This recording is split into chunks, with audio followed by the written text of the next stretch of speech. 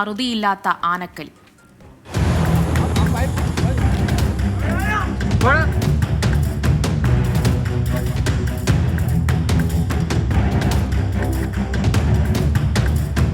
വയനാട്ടിൽ മൊത്തം ജനങ്ങൾ ഒഴിവാക്കാനുള്ള പ്ലാനാണോ ഇവർക്കെന്നാണ് എനിക്കറിയേണ്ടത്.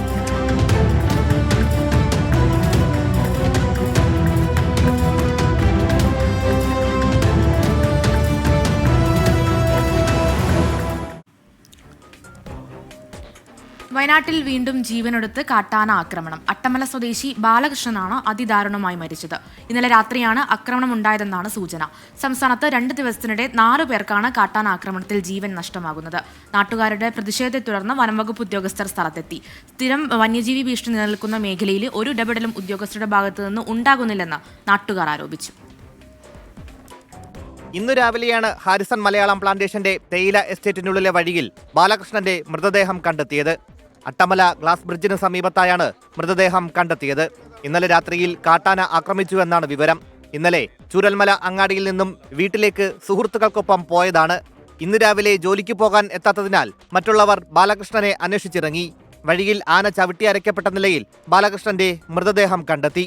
ഈ വയനാട്ടിൽ മൊത്തം ജനങ്ങൾ ഒഴിവാക്കാനുള്ള പ്ലാനാണോ ഇവർക്കെന്നാണ് എനിക്കറിയേണ്ടത്.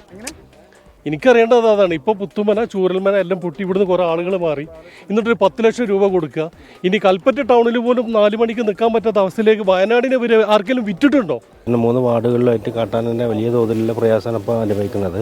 ദുരന്തം കഴിഞ്ഞപ്പോൾ അതിനുശേഷം മൃഗശല്യങ്ങളാണ്. അതിന് സംവിധാനം കാണണം. ഉരുൾപൊട്ടലുണ്ടായതിനു ശേഷം ഈ പ്രദേശം ഒറ്റപ്പെട്ട് പോയൊരു പ്രദേശം കൂടിയാണ്. അതുകൊണ്ട് ജനവാസം ഇല്ലാത്തതുകൊണ്ട്, വെളിച്ചം മറ്റും ഇല്ലാത്തതുകൊണ്ട് തന്നെ വന്യമൃഗങ്ങൾ ഏത് സമയത്ത് ഇറങ്ങി നടക്കുന്ന ഒരു സാഹചര്യമുണ്ട്. ഉരുൾപൊട്ടലിനെ തുടർന്ന് അട്ടമല പള്ളിക്ക് സമീപത്തെ എസ്റ്റേറ്റ് ക്വാർട്ടേഴ്സിലായിരുന്നു ബാലകൃഷ്ണൻ താമസിച്ചിരുന്നത്. തിങ്കളാഴ്ച ബത്തേരിയിൽ ആദിവാസി യുവാവിനെ കാട്ടാന കുത്തിക്കൊന്നിരുന്നു. നൂൽപ്പുഴ കാപ്പാട് ഉന്നതിയിലെ മാനുവിനെയാണ് കാട്ടാന കൊന്നത്. തിങ്കളാഴ്ച രാത്രിയാണ് മാനുവിനെ കാട്ടാന കൊന്നത്. ചൊവ്വാഴ്ച രാവിലെയാണ് മൃതദേഹം കണ്ടത്. സമാനമായ അവസ്ഥയാണ് അട്ടമലയിലും ഉണ്ടായത്. News desk 24. ഓരോ ദിവസവും ഓരോരുത്തരായിട്ട് ഇങ്ങനെ പോകുമ്പോൾ തീർച്ചയായിട്ടും അവരുടെ സങ്കടവും പ്രതിഷേധവും ഒക്കെ ഇങ്ങനെ കൂടി വരികയാണ്. വന്യജീവി ആക്രമണത്തിൽ പ്രതിഷേധിച്ച് നാളെ UDF ഹർത്താലിന് ആഹ്വാനം ചെയ്തിട്ടുണ്ട്. കാട്ടാന ആക്രമണത്തിൽ കൊല്ലപ്പെട്ട അട്ടമല സ്വദേശി ബാലകൃഷ്ണന്റെ പോസ്റ്റ്മോർട്ടം ഇപ്പോൾ ബത്തേരി താലൂക്ക് ആശുപത്രിയിൽ നടക്കുകയാണ്. അതിനിടെ ആദിവാസി യുവാവിനെ ആക്രമിച്ചെന്ന് കരുതുന്ന കാട്ടാനയുടെ ദൃശ്യങ്ങൾ 24-ന് ലഭിച്ചു. ആദ്യം ആ ദൃശ്യങ്ങളിലേക്ക്.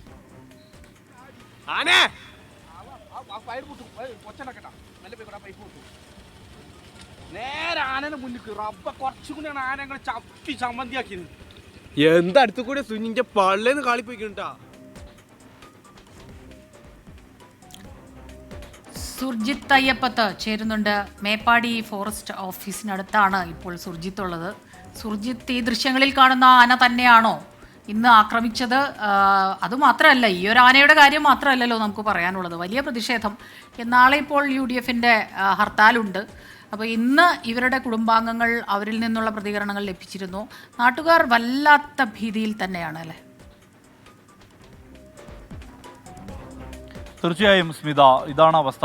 വയനാടിൻ്റെ ഒരു പൊതു അവസ്ഥ കഴിഞ്ഞ കുറച്ച് ദിവസങ്ങളായി ഇങ്ങനെയാണ്. കടുവയായും ആനയായും കാട്ടുപന്നിയായും പുലിയായും അങ്ങനെ വന്യജീവികളുടെ വലിയ രീതിയിലുള്ള ഒരു പ്രയാസം വയനാട്ടുകാർ അനുഭവിക്കുന്നുണ്ട്. ഇതിനിടയിലാണ് ചില ജീവനുകൾ നഷ്ടപ്പെടുന്ന രീതിയിലേക്ക് കാര്യങ്ങൾ മാറുന്നത്. ഈ കാട്ടാനയുടെ ദൃശ്യങ്ങൾ നമുക്ക് ആ പ്രദേശവാസികൾ തന്നെ പകർത്തി തന്നതാണ്. ഇന്നലെ പകർത്തിയ ദൃശ്യമാണിത്. ഒരുപക്ഷെ ഈ കാട്ടാന ആ മേഖലയിൽ തന്നെ ഉണ്ടായിരുന്നു എന്നുള്ളത് തന്നെയാണ് കരുതുന്നത്. ഈ കാട്ടാന തന്നെയാകാം ഇദ്ദേഹത്തെ ആക്രമിച്ചു എന്നുള്ള തരത്തിലുള്ള ഒരു നിഗമനത്തിലാണ് നാട്ടുകാർ എത്തി നിൽക്കുന്നത്. പക്ഷേ ഇക്കാര്യം പൂർണ്ണമായും ഈ വനംവകുപ്പ് സ്ഥിരീകരിക്കാത്തൊരു സ്ഥിതിയുണ്ട്. കാരണം ഏത് ആനയാണ് എന്നുള്ളത് സ്ഥിരീകരിക്കാൻ കഴിയാത്ത ഒരവസ്ഥയുണ്ട് എന്നുള്ളതാണ്. എന്തായാലും ഈ കാട്ടാനയുടെ സാന്നിധ്യം ഇന്നലെ മുതലുണ്ട്. ഇന്നലത്തെ ദൃശ്യമാണ്.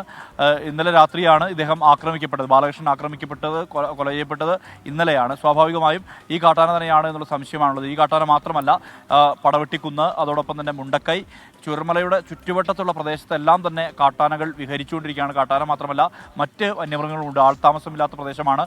തോട്ടങ്ങൾ ഏറെ കാലമായി അടച്ചിട്ട ഒരവസ്ഥയുണ്ട്. അതുകൊണ്ട് തന്നെ വന്യമൃഗങ്ങൾക്ക് വിഹരിക്കാനുള്ള കേന്ദ്രമായി ഈ മേഖല മാറിയിട്ടുമുണ്ട്. ബാലകൃഷ്ണന്റെ പോസ്റ്റ്മോർട്ടം നടപടികൾ ബത്തേരി താലൂക്ക് ആശുപത്രിയിൽ തുടരുകയാണ്. ഇതിനുശേഷം സംസ്കാര ചടങ്ങുകൾ ഇന്ന് നടക്കുന്നത് ഈ ഊരിൽ തന്നെ ആയിരിക്കും. ഇവിടെയുള്ള അതായത് അട്ടമലയിലുള്ള ഊരിൽ തന്നെ ആയിരിക്കും എന്നുള്ള തരത്തിലുള്ള വിവരമാണ് നമുക്ക് ലഭ്യമാകുന്നത്. ഇന്ന് രാവിലെയാണ് ആളുകൾ മൃതദേഹം കാണുന്നത്. തുടർന്ന് വലിയ രീതിയിലുള്ള പ്രതിഷേധം ഉടലെടുത്തു. ഈ ധനസഹായം അടക്കമുള്ള കാര്യങ്ങൾ തീരുമാനമുണ്ടായിട്ടുണ്ട്. തഹസിൽദാർ മാധ്യമങ്ങളോട് സംസാരിച്ചു. തഹസിൽദാർ പറയുന്ന കാര്യം എന്ന് പറയുന്നത് പ്രധാനമായും ഈ 5 ലക്ഷം രൂപ ധനസഹായം കൈമാറും. അടിയന്തരാവശ്യത്തിന്, അതായത് ഈ സംസ്കാര ചടങ്ങുകളുടെ അടിയന്തരാവശ്യത്തിന് 10,000 രൂപ വേഗത്തിൽ തന്നെ നൽകും. ബാക്കി തുക ഈ അവകാശ സർട്ടിഫിക്കറ്റ് നൽകുന്ന മുറയ്ക്ക് ബാക്കി തുക ലഭ്യമാക്കാനുള്ള ഇടപെടലുണ്ടാകും. ഫെൻസിംഗ് ഉൾപ്പെടെയുള്ള കാര്യങ്ങളിൽ അത് നയപരമായ രീതിയിൽ തന്നെ കൂടിയാലോചിച്ച് അതിന് വേണ്ട നടപടികൾ കൈക്കൊള്ളുന്നതുൾപ്പെടെയുള്ള കാര്യങ്ങൾ പറഞ്ഞിട്ടുണ്ട്.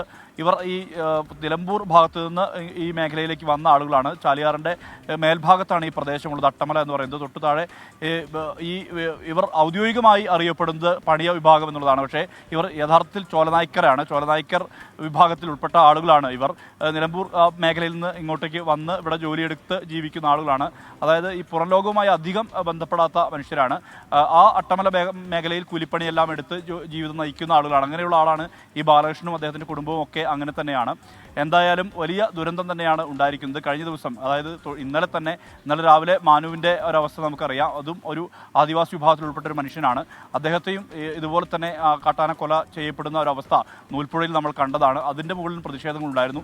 ഇന്ന് വയനാട് ഫാർമേഴ്സ് റിലീഫ് ഫോറം സംഘടിപ്പിച്ച ഒരു ഹർത്താൽ ഇന്ന് നടക്കുകയാണ്. ഇതിനിടയിലാണ് നാളെ വീണ്ടും ഒരു ഹർത്താൽ നടക്കുന്നത്. UDF ആണ് ഹർത്താലിന് ആഹ്വാനം ചെയ്തിരിക്കുന്നത്. ഈ ഇവിടുത്തെ ചില പള്ളിപ്പെരുന്നാൾ ഉൾപ്പെടെ ഉള്ളവ നടക്കുന്നുണ്ട്. അതിനെല്ലാം തന്നെ ആഘോഷങ്ങളെല്ലാം തന്നെ ഒഴിവാക്കിയിട്ടുണ്ട്. അതോടൊപ്പം പാൽ, പത്രം തുടങ്ങിയ അവശ്യ സർവീസിൽ നിന്ന് ഒഴിവാക്കിയിട്ടുണ്ട്. നാളത്തെ ഹർത്താലിൽ സഹകരിക്കില്ല എന്നുള്ള നിലപാട് വ്യാപാരി വ്യവസായി ഏകോപന സമിതി സ്വീകരിച്ചിട്ടുണ്ട്. കാരണം ഇത് ഹർത്താലല്ല ഇതിൻ്റെ പരിഹാരം, ജനങ്ങളെ ബുദ്ധിമുട്ടിക്കുന്ന വിധത്തിലുള്ള ഒരു ഇടപെടലല്ല വേണ്ടത് എന്നത് വ്യാപാരി വ്യവസായി ഏകോപന സമിതി ഇപ്പോൾ തന്നെ വ്യക്തമാക്കിയിട്ടുണ്ട്. ഇന്നത്തെ ഹർത്താലിൻ്റെ കാര്യത്തിലും വ്യാപാരി വ്യവസായി ഏകോപന സമിതി അതേ നിലപാട് തന്നെയാണ് പങ്കുവച്ചിട്ടുള്ളത്. സ്മിത, ശരി. സുർജിത് അയ്യപ്പത്താണ് വിവരങ്ങളുമായി ചേർന്നത്. കാര്യം ഹർത്താലിൽ അവർ സഹകരിക്കുന്നില്ല എന്ന് പറയുമ്പോഴും അവരുടെ പ്രതിഷേധവും ഒട്ടും കുറയുന്നില്ല. എല്ലാവർക്കും പ്രതിഷേധമുണ്ട്. ഒപ്പം തന്നെ ആശങ്ക ഇങ്ങനെ തുടരുകയാണ്. ഓരോ ദിവസവും ഇതുപോലെ ഓരോ ജീവൻ പൊലിയുന്ന വാർത്തകൾ വരുമ്പോൾ നമ്മൾ ദൂരെ ഇരിക്കുന്നവർക്ക് വരെ വലിയ ആശങ്കയുണ്ടാകുന്നുണ്ട്. അപ്പോൾ അവിടെ ജീവിക്കുന്നവരുടെ ഒരു അവസ്ഥ അത് തീർച്ചയായിട്ടും വലിയ അലാമിംഗ് ആയിട്ടുള്ള ഒരു സിറ്റുവേഷനിൽ കൂടെയാണ് കടന്നു പോകുന്നത്, അല്ലേ? അത് 2 ദിവസത്തിനിടെ 4 ജീവനാണ് പോലും. അത് ഈ ധനസഹായം നൽകുന്നത് കൊണ്ടോ അല്ലെങ്കിൽ അതിലൊന്നും ഒരു പരിഹാരം ഉണ്ടാകുന്നില്ല. ജീവൻ നഷ്ടപ്പെട്ടു. അതിൽ എന്താണ് ഈ വന്യജീവി ആക്രമണം അടക്കമുള്ളവ തടയാൻ അല്ലെങ്കിൽ അത് പരിഹരിക്കാൻ എന്ത് മാർഗമാണ് എന്നുള്ളതാണ് ചർച്ച ചെയ്യേണ്ടത്, അല്ലേ? അതെ.